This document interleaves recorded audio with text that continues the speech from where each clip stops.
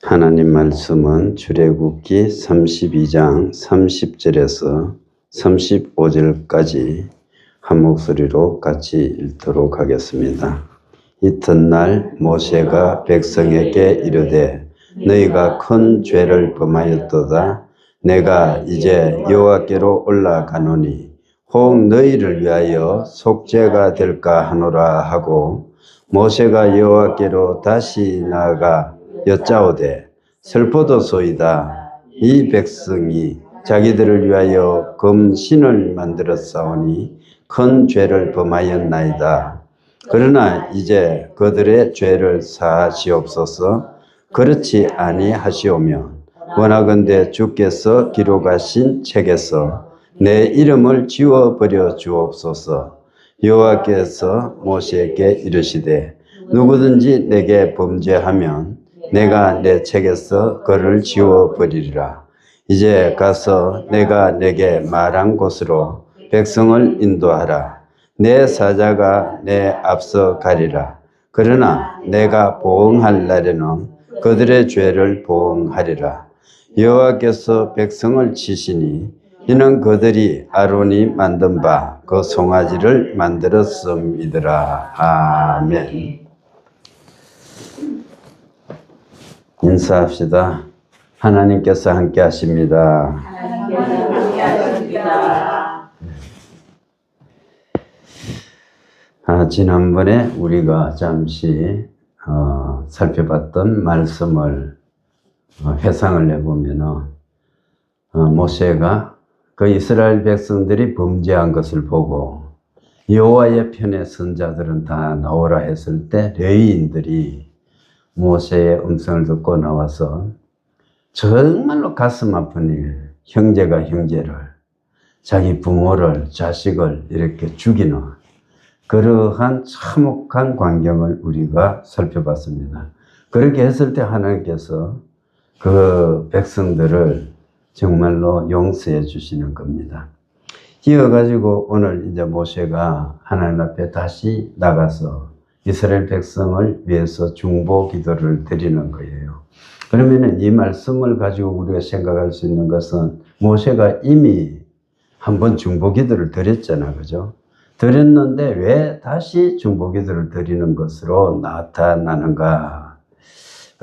지난번에 이미 중보 기도를 했지만은 이 벌을 내리시는 것을 경감하는 그러한 것밖에 되지 않는 거예요. 근본적으로 이 용서함을 받지는 못했던 겁니다. 그래서 이 중보 기도를 다시 드리게 된다는 것을 우리가 생각해 볼 수가 있습니다.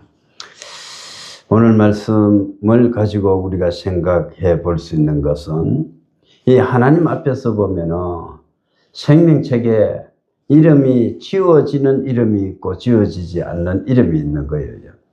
그 지워지는 이름은 어떤 이름이냐 하면은 30절에 보면은 이튿날 모세가 백성에게 이르되 너희가 큰 죄를 범하였도다.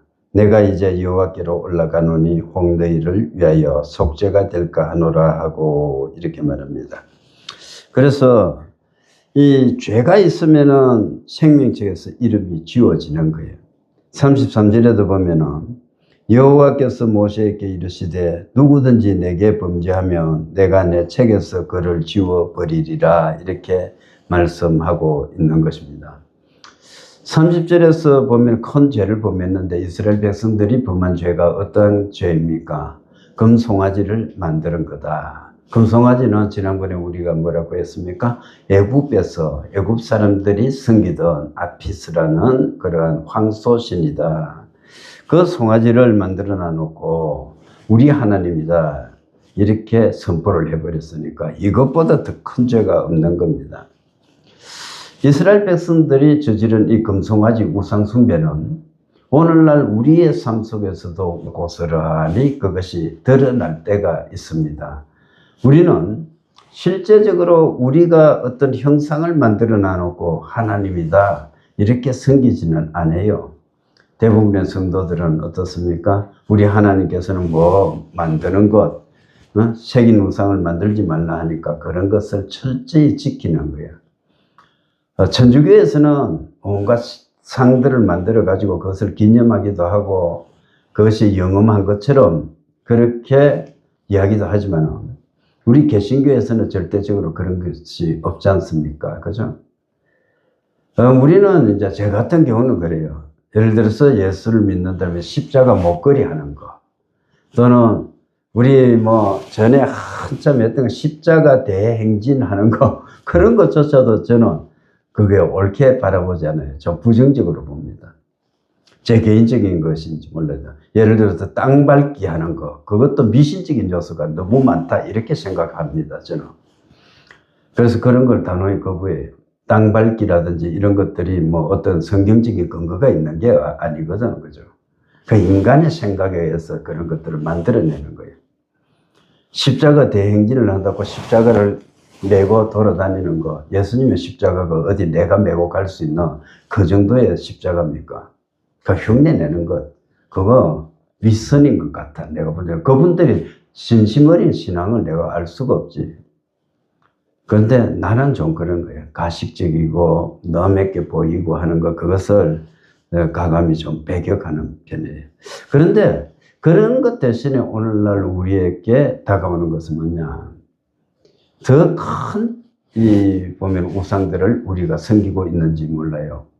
어쩌면은 물질, 어쩌면은 명예, 권력, 이런 것들입니다.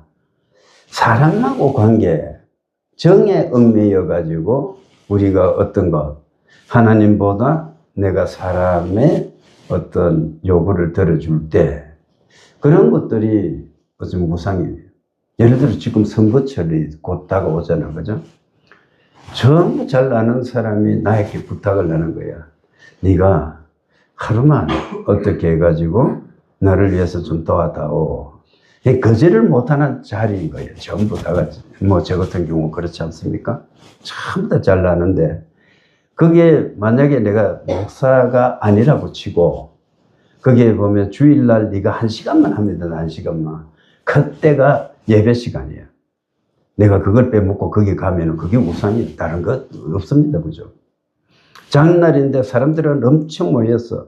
내가 연설을 한번 해주면은 이 사람이 당락이 좌우되는 거야. 그래서 내가 나가서 운동도 하고 연설을 한번 해줄 수 있는 겁니다, 그죠? 아, 그렇잖아요. 그 사람이 내가 연설해가지고 당선된다면 얼마나 나를 칭찬하겠어. 그래서 막 온갖 사람이 나를 보고 와서 네가 좀 도와달라 그러는 거야. 네만 움직이면 내가 당선된다. 딱 1시간이야, 1시간. 그래, 거기 우리가 그걸 들어줬다 칩시다. 그거 다른 거 아니에요. 그게 우상인 거라. 하나님께 예배할 시간에 우리 예배 안 하면은 그것이 우상입니다.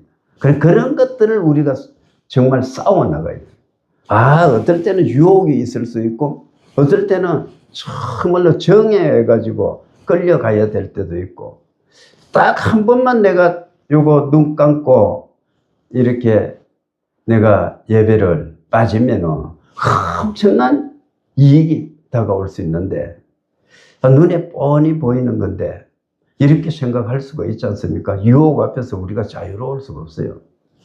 그럴 때 우리가 정말 하나님 말씀 안에서 신앙을 지켜나가기 위해서 노력해야 된다. 그것을 하나님께서는 또 기억하고 계신다. 하나님이 정말로 살아 계신다고 생각하면, 나를 감찰한다고 생각하면 우리가 정말로 진실한 믿음을 가지고 그렇게 살아야 되는 것입니다. 하나님께서 오늘 33절에서 선언하고 있어요. 범죄한 자는 어떻게 해요? 지워버린다, 이렇게 말합니다. 내게 범죄하면 내가 내 책에서 그를 지워버리리라. 생명책에서 이름을 지워버린다는 겁니다. 우리 자신을 되돌아봐야 돼요. 범죄한 자는 죽으리라 이렇게 말할 때 우리가 생각해 보십시오. 지나간 하루하루를 생각해 보면 이 말씀 앞에서 자유로운 자가 있을 수 있습니까? 저나 여러분이나 정말로 하나님께서 범죄한 영혼마다 죽으리라 했는데 에스겔서 18장 4절에서 그렇게 말씀을 했거든요. 그런데 그 범죄한 영혼마다 다 죽게 되면 우리가 이 자리에 서 있을 사람이 몇이가 있겠습니까? 없어요. 제가 볼 때 이 세상 사람은 바울이 선포한 대로 유대인이나 헬라인이나 모든 사람이 죄를 범하였으며 하나님의 영광에 이르지 못하였더니 이렇게 말했던 것처럼 우리는 다 죄인임을 고백할 수밖에 없습니다. 그런데 이 죄를 저지른 인간에게는 반드시 책임이 따르는 거예요. 책임이 따를 수밖에 없는 것입니다. 그 책임이 따르는 것이 뭐냐? 죄에 대해서는 그 죄값을 해야 되는데 죽음으로 우리가 갚을 수밖에 없는 겁니다. 그죠? 정말로 무서운 거예요. 내가 저지른 죄가 순간적으로 어떻게 내가 좀 연약해서 죄를 범했다고 생각하지만 그것이 보면은 순간적으로 생명하고 맞바꾸는 거예요. 그런데 우리는 그러한 의식 속에서 삶을 살지를 못하는 겁니다. 하나님 정말로 그런데 내일부터 내가 잘하겠습니다. 충성하겠습니다. 오늘 이것은요, 하나님 어쩔 수가 없잖아요. 한 번만 용서해 주십시오. 우리가 그렇게 이제 하지 않습니까? 그런데 실제적으로 우리가 한번 잘못해가지고 죄를 범해도 우리 삶에 어떤 큰 변화가 일어나거나 잘못되거나 징벌이 바로 내려지거나 그렇지를 안 하는 거예요. 신약시대 그렇습니다. 구약시대는 잘못했을 때 보면 그러한 징벌들이 바로 내려지기도 했던 겁니다. 그렇지만 이 신약시대에는 그렇지 않는 거야. 하나님께서 오래 참고 계시는 겁니다. 미루두고 계시는데 그렇다고 해서 그것을 하나님이 기억하지 못하느냐? 기억하고 계시는 거죠. 우리는 전부 다 촬영하고 있다니까 지금 녹화하고 있는 거예요. 그러면 그런 의식 속에서 우리가 삶을 산다면 우리는 결단코 죄의 길에 들어설 수가 없는 겁니다. 시편 1편과 같이 점점 죄를 짓는 것이 막 심해져 가지고 처음에는 쳐다보다가 나중에는 앉아있다가 다시는 거기서 일어설 줄 모르는 그러한 지경이에요. 완전히 오만한 자리, 거기까지 빠져들어가는 것을 우리가 볼 수 있지 않습니까? 따라서 인간이라는 것은 이 죄에 대해서 책임을 느꼈을 때 스스로 설 수 있나? 절대적으로 설 수가 없는 겁니다. 그래서 하나님께서 누구를 보내셨어요? 예수 그리스도를 보내주셨습니다. 예수 그리스도께서 오셔가지고 우리가 저지른 모든 죄를 십자가를 지시고 그 십자가에서 예수님의 몸과 영혼을 바쳐가지고 우리를 살리신 것을 우리는 믿어야 될 줄 믿습니다. 그래서 예수님께서 살 찢으시고 피를 흘려 주셔가지고 우리 죄를 용서해 주셨다. 그것을 우리가 감사하며 살아야 되는 것입니다. 이 죄가 이스라엘 백성에게 만연해 버렸을 때 모세는 어떻게 했습니까? 중보기도를 할 수밖에 없었는 거예요. 그래서 모세가 지금 하나님 앞에 나가는 겁니다. 이스라엘 백성들이 이 죄책에서 벗어나게끔 하기 위해서 내가 여호와 앞에 다시 나가겠다 이렇게 선언을 하는 거예요. 31절에 보면 모세가 여호와께로 다시 나가 여쭈아오되 슬프도소이다. 이 백성이 자기들을 위해서 금신을 만들어 싸우니 큰 죄를 범하였나이다. 죄를 자백하는 거죠. 그러면서 모세가 지금 하나님 앞에 어떻게 말씀하고 있습니까? 하나님, 이 백성을 용서해 주시되 용서하지 않으실 것 같으면 내 이름을 생명책에서 지워 주십시오. 이렇게 말합니다. 여러분, 중보 기도를 한다는 건요, 정말 중요한 겁니다. 그런데 중보 기도를 한다는 것은 필사적으로 기도하는 거예요. 그 사람을 위해서 목숨을 걸 만큼 사랑하면서 기도해야 되는 겁니다. 모세는 지금 그렇잖아요. 자기 생명을 걸고 하나님 앞에 나가가지고 이스라엘 백성을 위해서 기도하는 겁니다. 우리는 흔히 보면은 중보기도, 누구를 위해서 중보기도한다, 중보기도한다. 그것도 기도 맞습니다. 그렇게 기도하지만, 그러나 우리가 기도할 때 내 영혼을 위해서 기도할 때도 마찬가지지만도 다른 사람을 위해서 기도할 때도 목숨 걸고 기도해야 되는 겁니다. 정말로 생명을 걸고 영혼을 사랑해야 되는 거예요. 그 사람을 사랑하는데 하나님 그 사람이 지옥불에 뛰어드는 것, 버려두면 지옥으로 가는 것을 내가 결코 그냥 볼 수가 없습니다. 내 가슴이 너무 아픕니다. 예레미야처럼 막 눈물이 쏟아지는 거예요.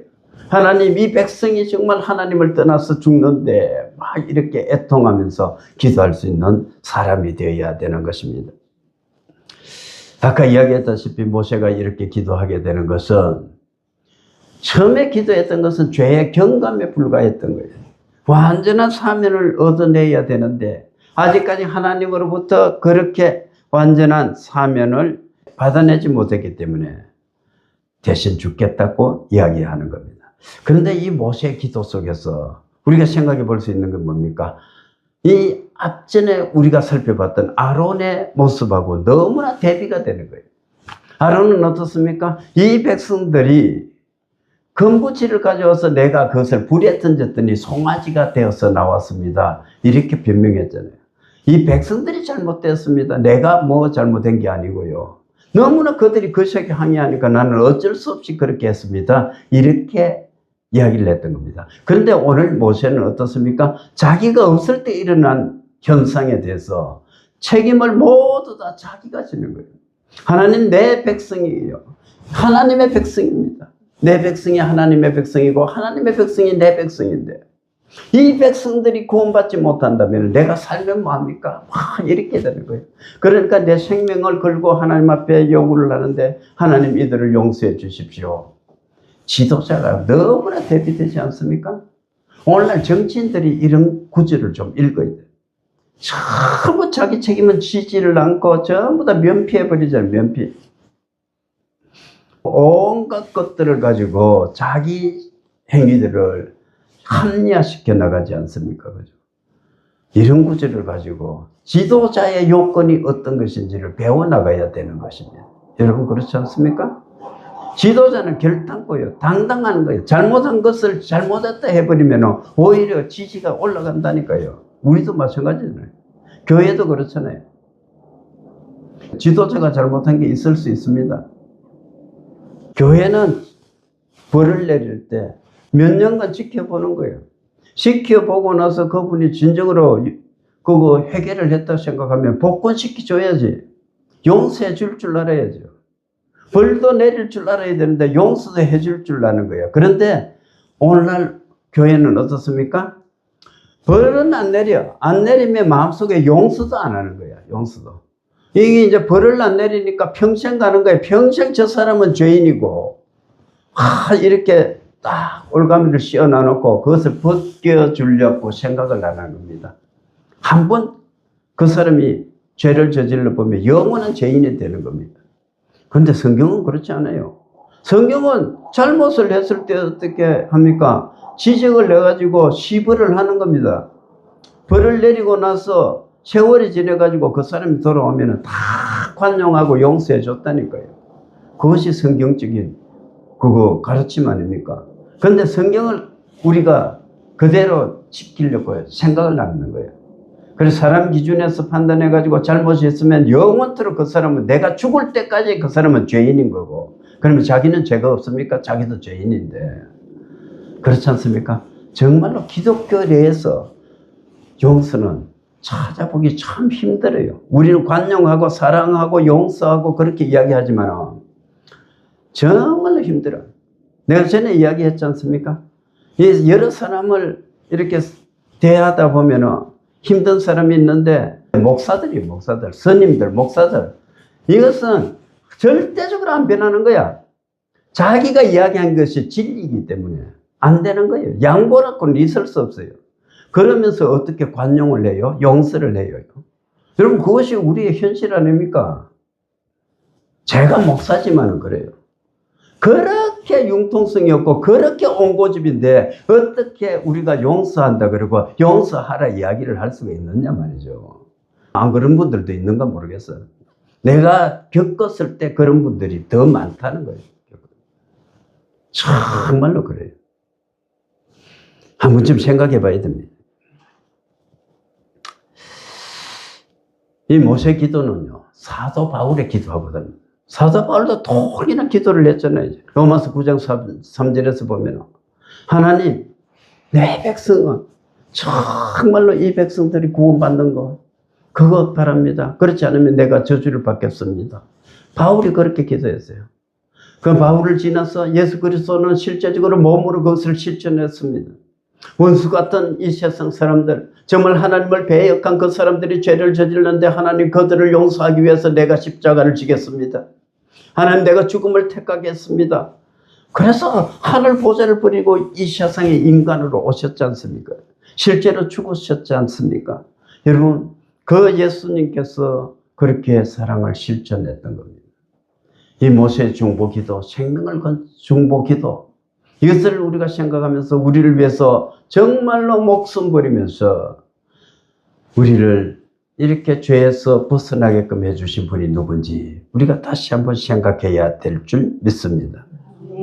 하나님께서는 능히 죄를 사해 주시지만 사시고 안 사시고는 절대적으로 전적으로 하나님의 주권에 속한 것입니다. 그래서 인간이 해결을 못하니까 중보기도가 필요한 겁니다.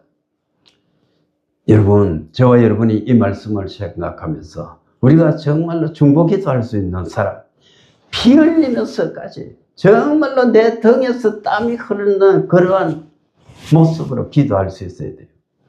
여러분, 제가 안 해보고 여러분에게 하라는 건 아니에요. 저는 실제적으로 기도할 때 보면 내 등에서 땀이 흐를 때가 있거든요.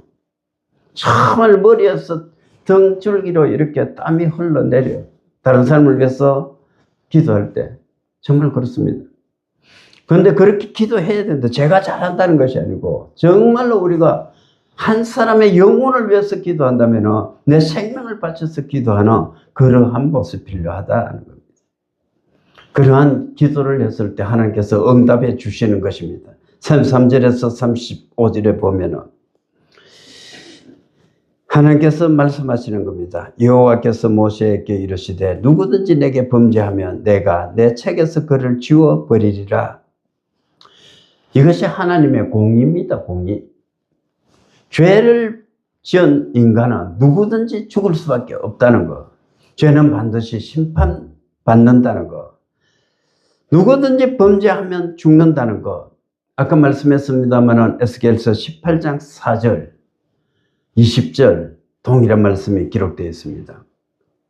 그러나 구원받은 이 하나님의 백성 중에서 실제적으로 생명책에서 이름이 지워진 사례가 있다 없다? 없습니다. 한 번 생명책에 기록된 영혼은 영원히 구원을 받았음을 우리는 믿어야 될 줄 믿습니다.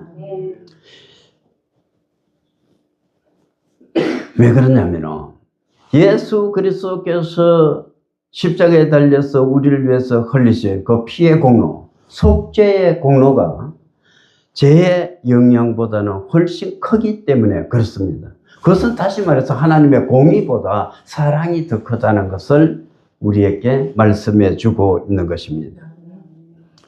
그러나 오늘 어떻게 말씀합니까? 34절 마지막에 보면은 그러나 내가 보응할 날에는 그들의 죄를 보응하리라 이렇게 말해요. 34절은 보면은 하나님께서 이제 용서를 하시는 거야. 자, 지금까지는 어떻게 말했습니까? 하나님이 모세에게 너 백성이다, 너의 백성이다, 이스라엘 백성을 그렇게 말했는데 34절에 가서는 내가 내게 명한 곳으로 백성을 인도해라. 명한 곳이 어디입니까? 가나안 땅이에요. 젖과 꿀이 흐르는 땅입니다. 그 땅을 하나님께서는 이 백성은 안 데리고 갈란다. 이제는 여기서 다 죽여버리고 모세야 너의 백성을 새로 만들어가지고 이렇게 데려가도록 해라 이렇게 말씀했잖아요. 그런데 그것을 이제는 바꾼 거예요. 이 백성을 데리고 약속의 땅에 들어가라 이렇게 말한 겁니다. 이것이 용서 아닙니까? 그러면서 말씀하시는 겁니다. 내 사자가 그들에 앞서가지고 네 앞에서 간다 이렇게 말해요. 모세 네가 인도할 때 길은 모세가 인도하지만 하나님의 사자가 이제는 인도하겠다는 겁니다. 하나님께서 함께 하시겠다는 것이고 또한 하나님이 인도해 주시겠다는 것을 말씀해 주고 있는 것입니다. 하나님께서 보호해 주시겠다고 말씀하고 있는 것입니다. 약속의 땅까지 그렇게 가자는 것입니다. 그런데 그렇게 하나님께서 말씀하시고 나서 그러나 내가 보응할 날에는 그들의 죄를 보응하리라. 이렇게 말해요. 여러분, 이 성경 본문만 읽어가지고 이게 해석이 잘 안 되잖아요. 이제 약속의 땅으로 가는데 하나님께서 보응할 날에는 내가 그 죄를 보응한다. 이렇게 말씀하시는데, 이 말은 이스라엘 백성들이 이렇게 용서해 줬는데 다시 죄를 범하면 내가 용서하지 않고 징벌을 내리겠다고 이렇게 말씀하시는 것입니다.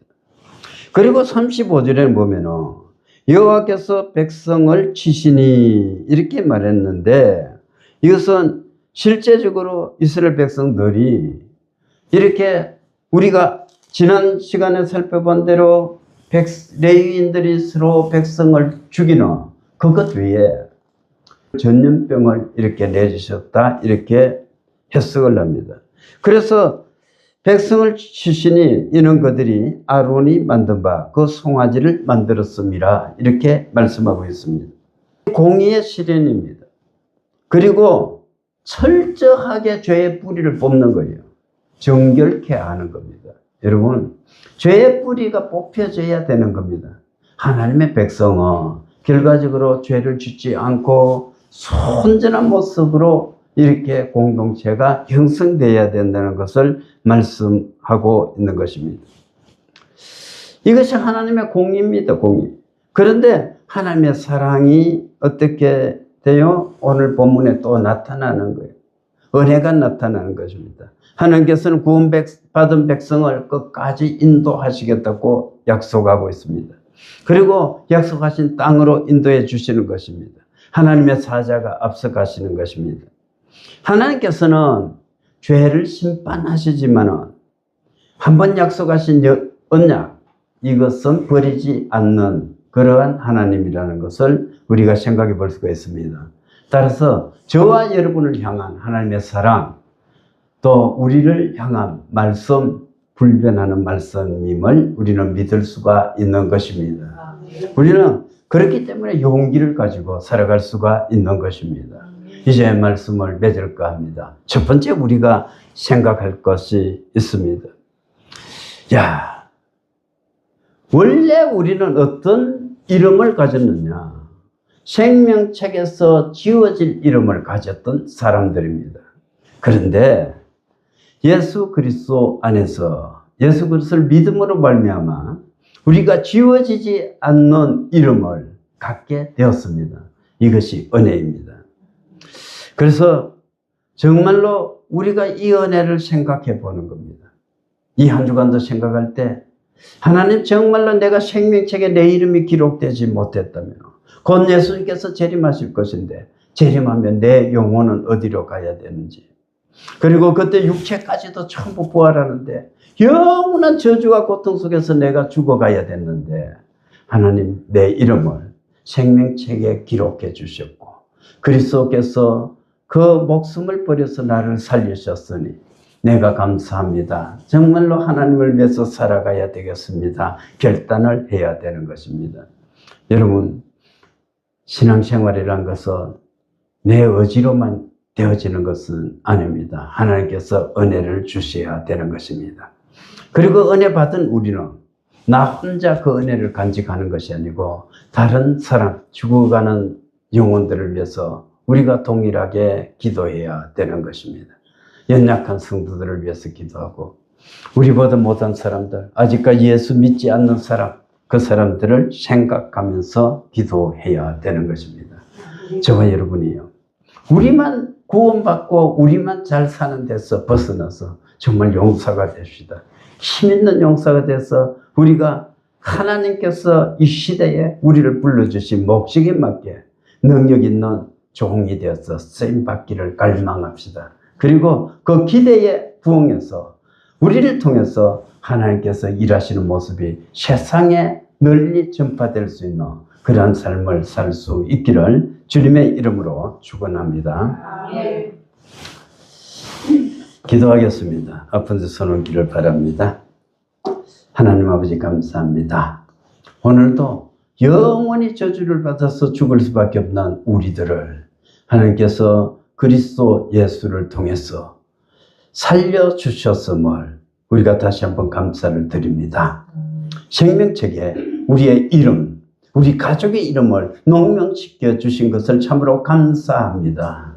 아버지 하나님, 그 생명책에서 우리의 이름들이 혹점 하나도 흐리지 않고 찬연하게 빛나는 모습을 우리가 바라볼 수 있게 해 주시옵소서. 이전에 저질렀던 수많은 죄악들이 있습니다만 그것을 예수 그리스도께서 우리를 용서해 주시고 사랑해 주셔서 다 덮어 주셨음을 참으로 감사드립니다. 용서함 받은 우리가 아버지 하나님, 아직도 그리스도 예수를 모르고 죽어가는 영혼들을 부여안고 기도할 수 있게 해 주시옵소서. 연약한 자들을 위해서 기도할 수 있게 해 주시옵소서. 이 교회를 불쌍히 여기시고 아버지 하나님 사람을 보내주셔서 이 자리들이 차기를 원합니다. 가까이서부터 멀리까지 아버지 하나님, 구원받기로 예정된 자들이 이곳에 와서 같이 예배할 수 있기를 원하오니 하나님 은혜를 베풀어 주시옵소서. 오늘도 함께하지 못한 성도들 어느 곳에 있을지라도 하나님 품어 주시옵시고 아버지 하나님 다음부터 같이 예배할 수 있도록 은혜를 베풀어 주시옵소서.